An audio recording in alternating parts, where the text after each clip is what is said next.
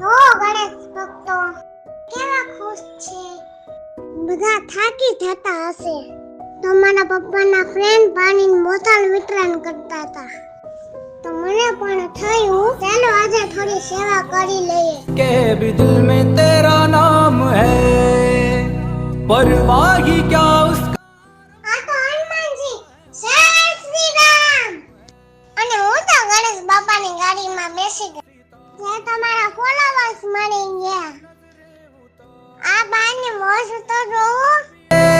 जिसकी रखवालिया रे